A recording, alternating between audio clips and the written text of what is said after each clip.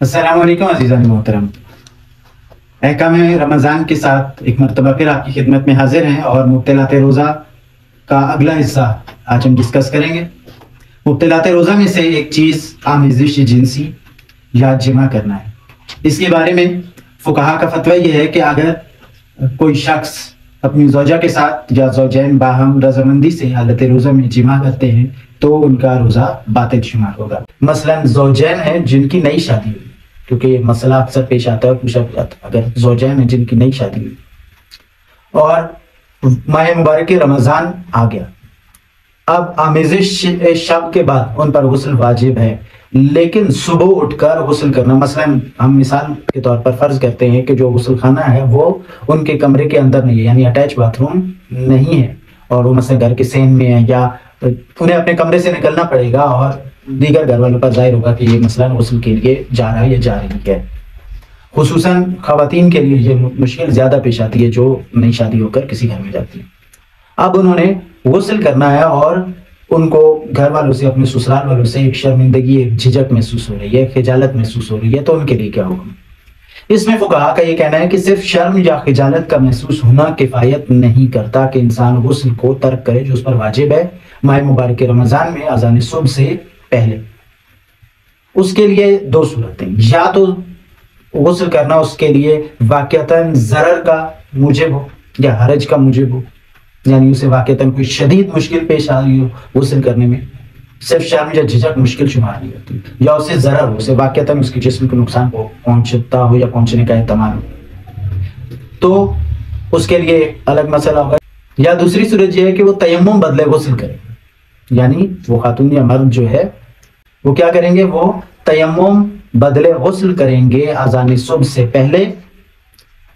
اس صورت میں ان کا روزہ صحیح ہے۔ لیکن اگر وہ تیمم بدلے غسل بھی نہیں کرتے اور غسل بھی نہیں کرتے جبکہ غسل ان پر واجب ہے،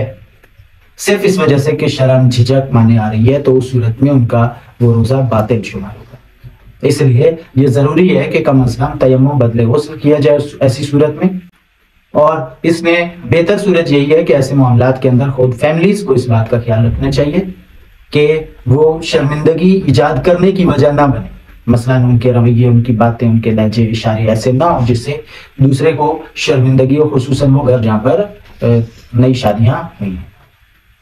اگر زوجین آپس میں شوخی کرتے ہیں، بوس و کنار کرتے ہیں، نزدیکی اختیار کرتے ہیں حالت روزہ کے اندر، لیکن اس سے انزال منی نہیں ہوتا، تو اس صورت میں ان کا روزہ باطل نہیں ہوگا۔ اسی طرح سے اگر زوجین حالت روزہ میں ہوں اور دونوں باہمی رضامندی سے آمیزشی جنسی کریں تو اس صورت میں ان دونوں پر قضا کے علاوہ کفارہ بھی واجب ہوگا۔ لیکن اگر ایسا ہے کہ مثلا انہوں نے روزہ رکھا، اس کے بعد سو گئے، یا کسی اور مصروفیت میں وہ فراموش کر دیا انہوں نے کہ ان کا روزہ ہے، اور اس صورت میں وہ آمیزش جنسی اختیار کرتے ہیں، جمع کرتے ہیں، اور ان کو اس حالت میں یاد نہیں ہے کہ ان کا روزہ ہے، تو ان کا روزہ باطل نہیں ہوگا۔ لیکن انہیں جس لمحے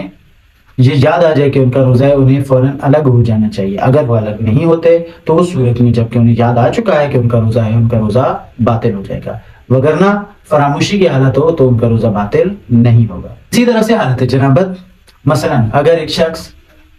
رات کو نیند کی حالت میں محتلم ہو گیا، اس کو احتلام ہوا، نائٹ فال ہوا، اور وہ سحری میں جاگا، تو اس کے لیے لازمی ہے کہ وہ غسل جنابت کرے اور اس کے بعد روزے کی نیت کرے۔ لیکن اگر ایک ایسا شخص ہے جس کو احتلام ہوا اور وہ اذان صبح تک سوتا رہا، اور اس نے پہلے سے مثلا بالفرض رمضان کی ابتدا میں نیت کی ہوئی تھی، یا رات میں وہ سونے سے پہلے نیت کر کے سویا تھا کہ اس کو روزہ رکھے گا، تو اس صورت میں جب تک وہ نہیں جاگتا، بیدار نہیں ہوتا، تب تک کے لیے اس پر حکم نہیں ہے، یعنی اس کا روزہ درست ہوگا اگر وہ اذان صبح کے بعد بھی جاگتا ہے۔ مثلا وہ رات کو سویا اور سحری میں نہیں جاگا، اور وہ اذان صبح کے بعد جاگا، 5 منٹ بعد جاگا، 10 منٹ بعد جاگا، یا 1 گھنٹے بعد جاگا، تو اس صورت میں اس کا روزہ درست ہے، لیکن جیسے ہی وہ جاگا اس کو فوراً ہی غسل جنابت کرنا۔ لیکن اگر کوئی شخص بیداری کی حالت میں مجنب ہوا اور اس کے بعد رات کو وہ سو گیا، جبکہ اسے اس بات کا یقین تھا کہ اگر وہ سو گیا تو وہ سحری میں نہیں جاگ پائے گا اور غسل جنابت انجام نہیں دے سکے گا اذان صبح سے پہلے، تو اس صورت میں اس کا روزہ اگر وہ رکھتا ہے تو وہ درست نہیں ہے۔ لیکن اگر ایک ایسا شخص ہے جس کا ارادہ تھا، مثلا وہ رات کو مجنب ہوا، لیکن اس کا ارادہ تھا کہ وہ سحری سے پہلے جاگے گا، اور جاگ کر اسے یقین تھا کہ وہ جاگ جائے گا، اور وہ جاگ کر غسل کرے گا اذان صبح سے پہلے اور پھر روزہ رکھے گا، اور وہ سو گیا لیکن اس کی آنکھ نہ کھل سکی، مثلا اس کی آنکھ نہیں کھلی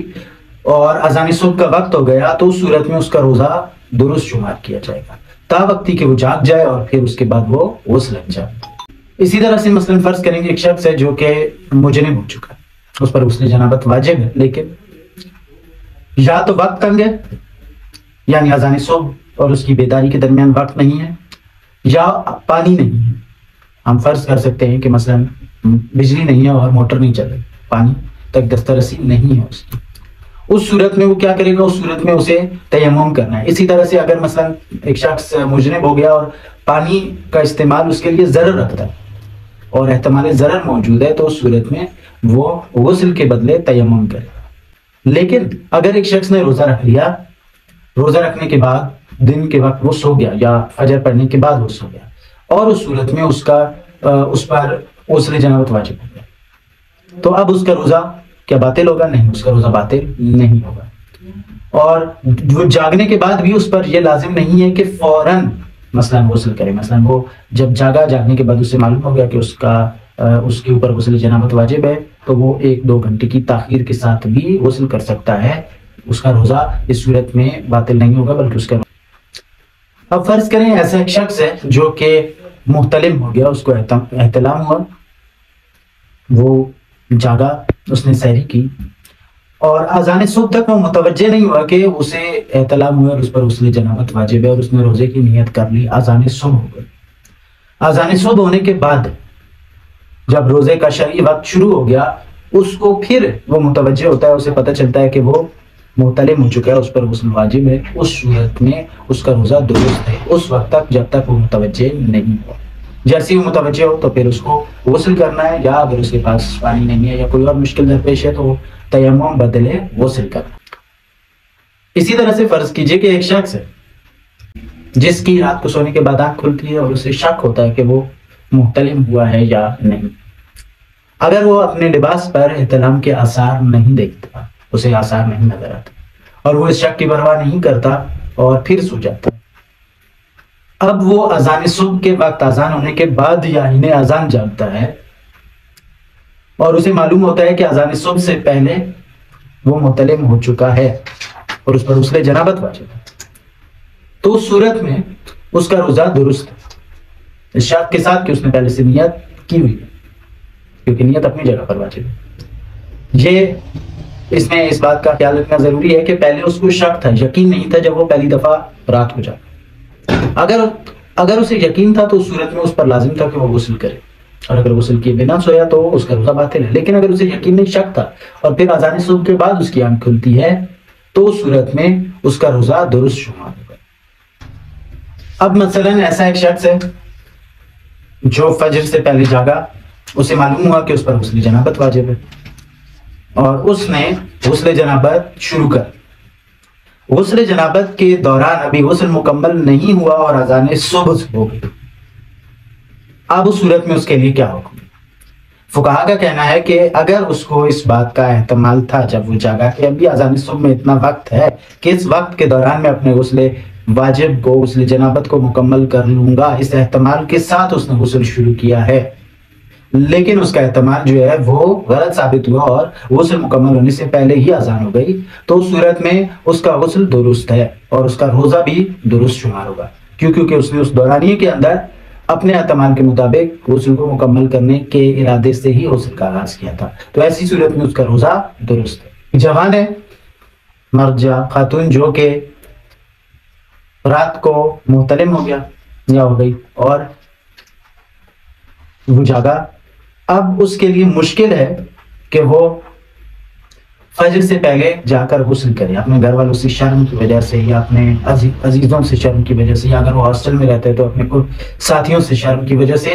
وہ شرمندگی محسوس کر رہا ہے اور اس کے لیے مشکل ہے جا کر غسل کرنا۔ وہ کیا کریں گے؟ وہ تیمم بدلے غسل کریں گے اذان صبح سے پہلے، اس صورت میں ان کا روزہ صحیح ہے. لیکن اگر وہ تیمم بدلے غسل بھی نہیں کرتے اور غسل بھی نہیں کرتے جبکہ غسل ان پر واجب ہے تو اس صورت میں ان کا وہ روزہ باطل شمار ہوگا. اس لیے یہ ضروری ہے کہ کم از کم تیمم بدلے غسل کیا جائے ایسی صورت میں. انشاءاللہ اگلی ویڈیو میں مزید احکامات کے ساتھ حاضر ہوں گے. تب تک کے لیے السلام علیکم ورحمۃ اللہ وبرکاتہ.